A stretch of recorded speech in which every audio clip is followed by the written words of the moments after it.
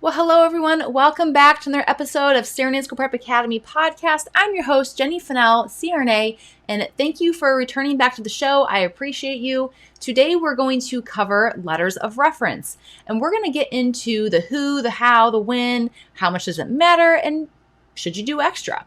So let's go ahead and dive into it. First and foremost, who should you ask for a letter of reference from? So schools will be very specific on who they want you to get letters of reference from. So you need to be researching what your school requires. But on average, you can expect to need 2 to 3 letters of references from various people in your community. And who those people are, again, depends on what the school wants.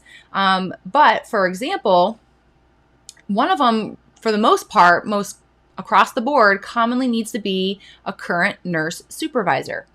Now, this can be a hang up for some of you, especially if you're traveling and maybe you had a really steady nursing job where you did a lot of leadership roles, but now you started traveling. And so you don't necessarily have a good long-standing history with your current nursing supervisor, but you had a very good long-standing history with your nursing supervisor who you worked for a year or two prior to traveling, right? That is a very common theme that we are seeing these days. And these are some ideas on how to get around that I have seen students do and have heard program faculty advise students on how to handle that.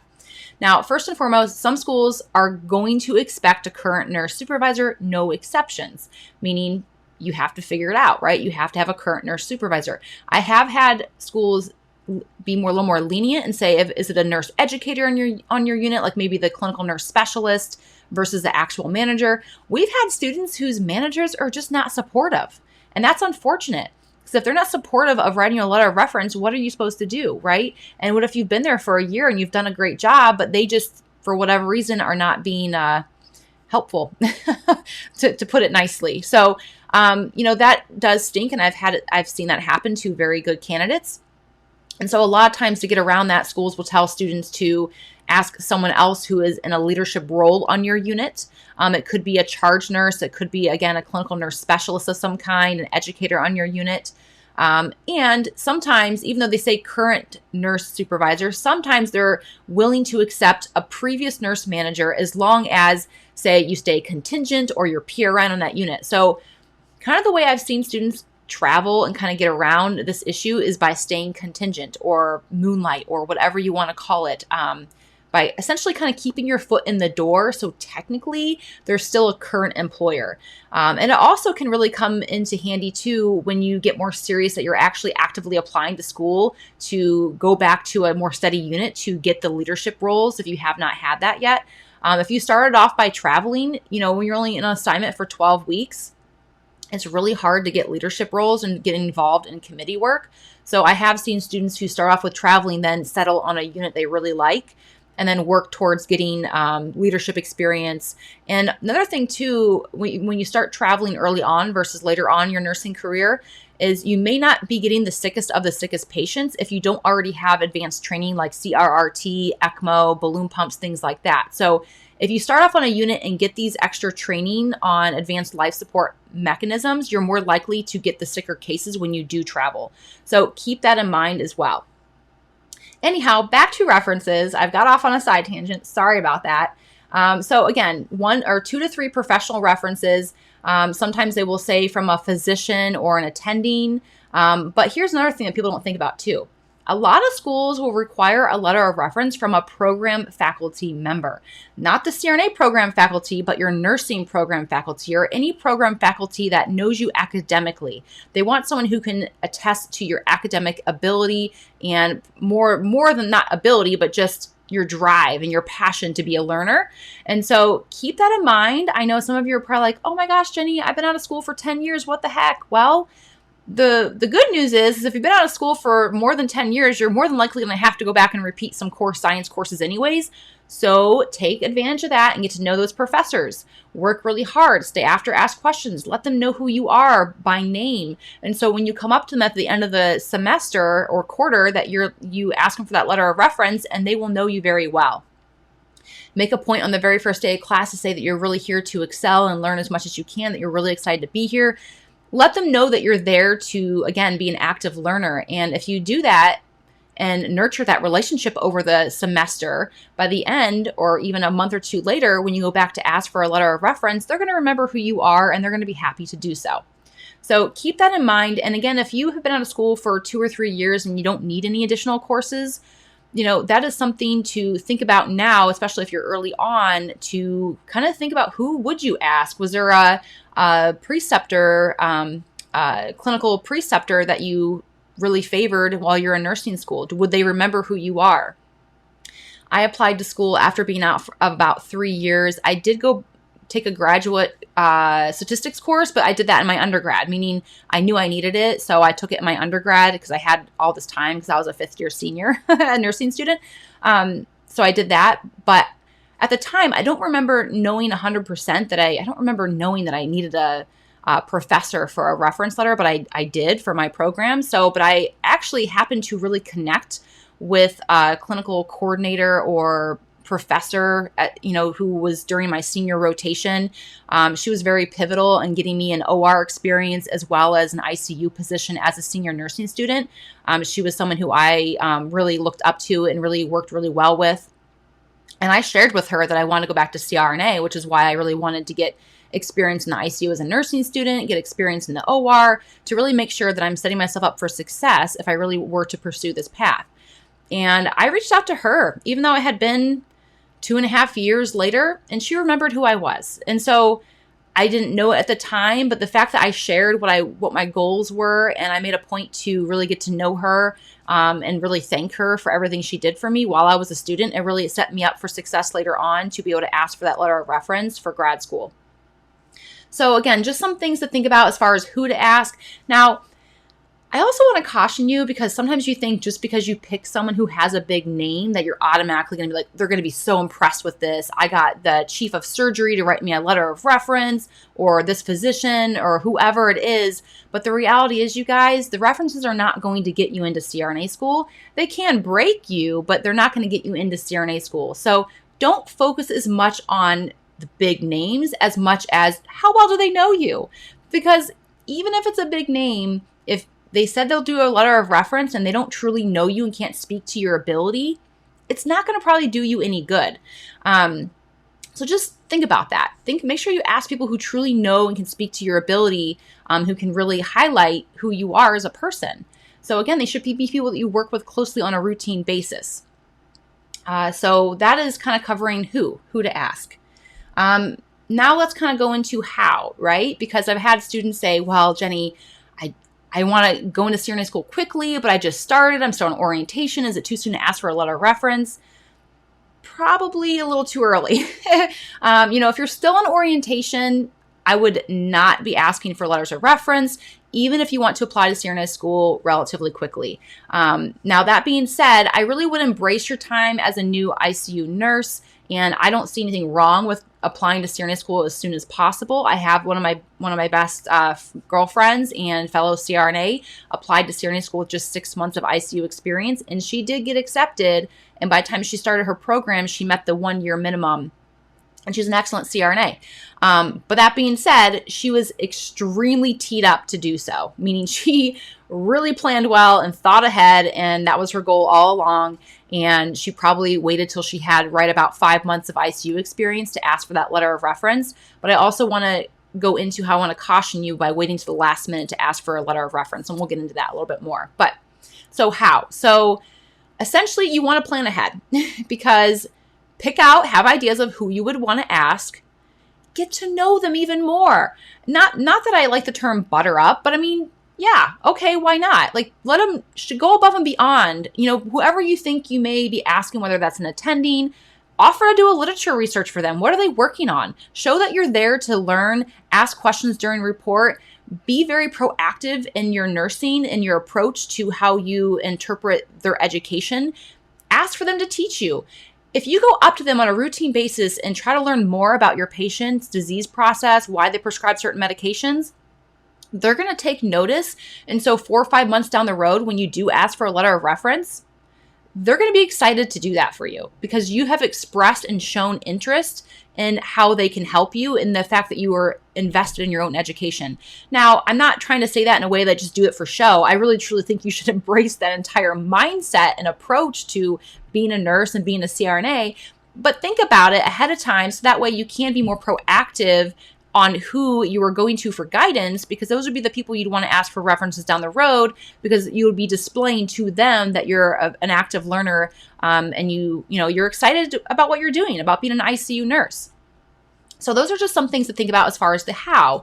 I also think, as far as how, you need to be making sure you're giving these people enough notice. If your application is due in a few weeks, it is not appropriate to ask for a letter of reference with only a few weeks to go. Most people are busy, including yourself, right? So kind of think about what you would want people to ask you. And if someone were to come to you for a letter of reference, how much time would you expect them to give you? Would you be at the drop of a hat, be able to write a letter of reference, especially if you've never done one before? No, it can be even sometimes intimidating for someone to ask you for a letter of reference, because now they're like, oh, I would love to, but I don't even know where to start, right? So that's another thing too. Give them some guidance.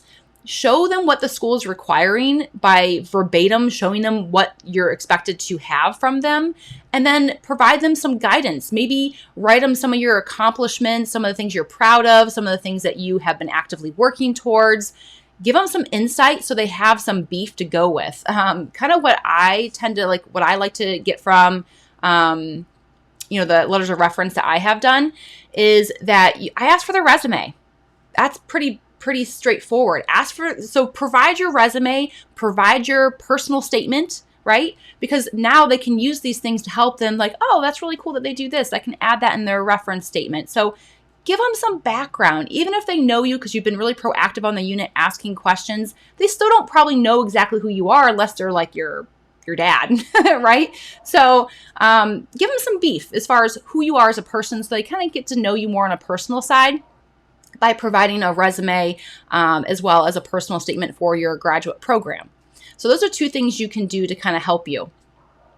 I have had students tell me that when they ask for letters of reference, that they're like, well, you write it for me and I'll sign off on it. Now, first of all, I don't like this. However, it happens pretty frequently from my experience, and the program faculty that I have also shared this with also do not like that. However, we can't fix what people are asking for and their expectations. However, what I want to caution you on is that possibly may not be the right person to ask, in my humble opinion. If they can't be willing to get to know you by your resume or personal statement to write your letter of reference, and they expect you to do it for them, kind of says to me that maybe that's not the right person. Okay, so just take it for what it is. I'm not saying don't do it if that's your only option. However, it may be that maybe you should try to get some other people possibly. But if you were to do your own letter of reference, utilize the same techniques, resume, personal statement, and kind of highlight your abilities and outline in a very concise one-page format on why you would be a good applicant for their program. So again, and I also would encourage you too, if someone were to come back and say that to you, to at least ask them to give some of their personal insight and maybe spell it out for them. Like, maybe answer these 3 questions about me, and can you incorporate these 3 questions about me into this personal reference that I will then write for you? That's my recommendation. So that way there's some kind of personal touch other than from you. Because the last thing you really want is to have these programs potentially notice that it wasn't really written by someone else. So just be careful with that. All right. So that kind of goes into the how and the timing of it. I would say on average, give them at least 2 months, maybe 3, prior to the deadline of your application. And don't forget, and don't be unwilling to abort, right? So if someone's dragging their feet and you've reminded them and they're dragging their feet, ask someone else, because the last thing you want to do is miss your deadline because you're waiting on a letter of reference, right? Another thing too that you can do is ask for a letter of reference, and then maybe like a few days or a week later, give them a Starbucks gift card for $5. Buy them a coffee, right? And just say, thank you for writing me a letter of reference. It means a lot. I appreciate it. Because now what you've just done to their brain is they're like, oh, okay, I got to do this. And that's really sweet of you. And thank you. And now like you just did something really kind for me. So now let me do something kind for you back. You asked me to do this. I said I would, and you just reminded me, oh yeah, I got to do this. And you were really sweet about how you thanked me for my time. So yeah, I'll go ahead and get this done for you. So sometimes it just takes a little bit of extra incentive to kind of push people to action, right? Hence what we do inside CRNA School Prep Academy all the time, and it works wonderfully, is to give them a little bit of extra incentive to do things, right? So don't forget about that as well. Let's kind of cover Nursingcast, which stands for Centralized Application System. There is one big red flag that I want to point out with Nursingcast. There's probably more, but this one stands out to me because I came across this in our Facebook community and I was like, holy moly, I need to share this because how awful, right? So let me kind of get into this. So I wouldn't know if I would even say half the programs use Nursingcast, but a good amount uses Nursingcast, maybe 30% of programs, maybe 30, 40, I don't know, around there. So not half, but it's becoming more popular system to submit letters of reference and application materials. So one thing though is they do offer a professional transcript entry, which essentially means that they do it for you, right? They take all your transcripts, if you have 5 transcripts, and they enter all that data for you versus you doing it and potentially risking making a mistake. It costs, I think someone said $95 to have them do it. Here's the catch. First of all, it's not refundable, period. And it takes 10 business days from the time they receive all of your transcripts. So if you have several of them and you don't get them in right away and they kind of come in weeks at a time, meaning they're not going to start the process until they've received everything. And then from there, it's 10 business days, okay, or 2 weeks to complete. Then you have to review and verify what they did. After that, there's a 2-week submission period. Yeah. So 2 weeks after they gain all your transcripts, then you have to review what they did and confirm. Then there's a 2-week submission period. So that right there, even if you reviewed from the day they sent you that email to review it, that's 1 month, one solid month at minimum that it would take after they get all of your transcripts to submit your transcripts to your school. So again, what happened to the student is she did that. She had a month prior to her deadline, did this, by the time she had all of her transcripts in there and they started doing it, she realized, oh my gosh, I'm not going to make my deadline anymore. So she ended up having to do it herself anyways, and then they would not refund her money. So just word of caution, if you're using Nursingcast, I wish it was cash, right? Just plan ahead, be prepared for that. Let's go into kind of also other methods of submitting letters of reference. Because again, I spoke to more than half don't even use CAS. So some schools are old school, right? And they want a paper submission, meaning some schools will literally have you print out a reference form, hand it to someone, they have to check all the boxes, and they have to physically mail it in.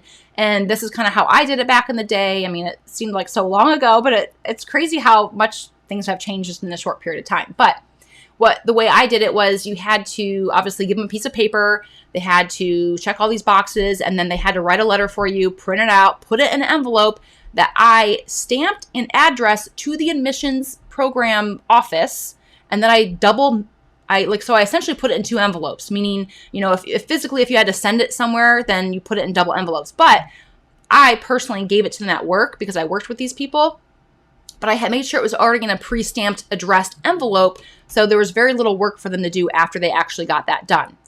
So keep that in mind. Some schools will physically email who it is doing your reference. They'll physically email them from their college admissions program and seek the letter of reference that way through their own form. And then there's Nursingcast. So another thing about Nursingcast too is whoever does your letter of reference has the option to allow you to reuse that reference for other programs. Tell them, ask them, because I know I've used it a few times and it's really easy to miss that button. So if you don't click that little button before you hit submit, then you can only use that reference for that one school. So it could be nice to be able to reuse references. The catch, and what I want to warn you on that, is because if whoever's writing your letter of reference specifically names the school that you're applying to, which they might, because they might ask you, well, where are you applying to school? They may specifically say, I think there would be a great candidate for X, Y, and Z program. You don't want to reuse that letter of reference anyways, because it will look kind of unprofessional to submit a letter of reference that has a different school name on it. So keep that in mind. The other thing too is, so again, these are things you have to let your person know that are doing the letters of reference for you. So the other option is, obviously, if they have it typed up in a Word document, they can, send it to you. You can modify the school name, and then you would just do it for them. Well, actually, you couldn't really do that for them because they have to. But it depends on the process, right? Some schools, you could just submit your letters of reference and you would just submit it. But some schools will actually email the person to do it themselves. But as long as they have it saved on their computer, they can update the school name. But you have to let them know, right? Hey, I need another letter of reference, and it's this program this time. Can you please, please submit this next letter of reference? It's really not a big deal to resubmit more references once you already have the main reference done. So keep that in mind as well. So it could be snail mail, it could be via the school's own form, or it could be via Nursingcast. Those are the 3 that I have encountered. I talked already a little bit about how you want to plan ahead for that.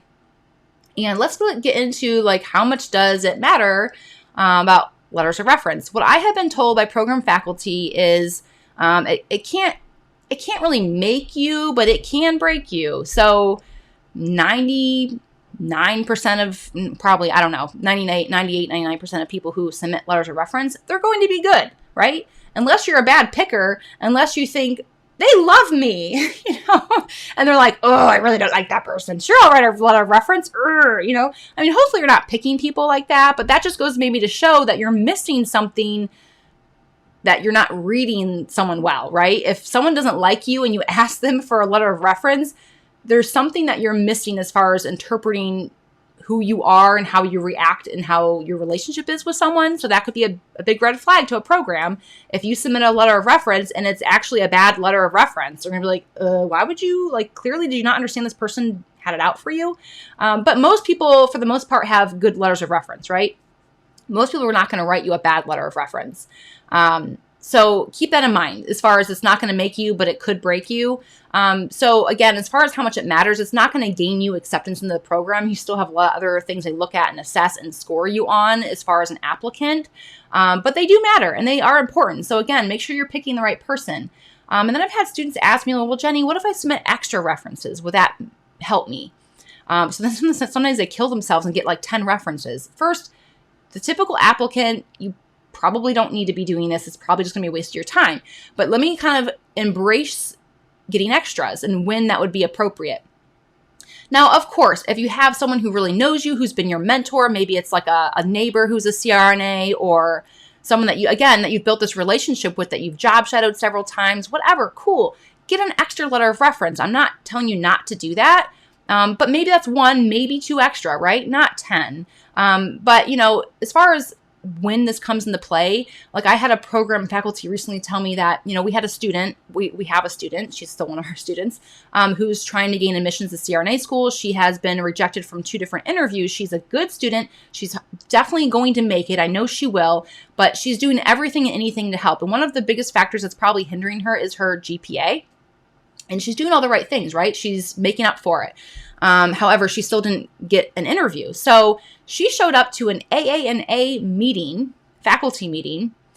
Not too many people do that. That's amazing. And one of the advice that a program faculty, and of course I'm speaking about her to everyone who's coming to my table at this event, because I'm like, yeah, one of our students is here. This is so cool.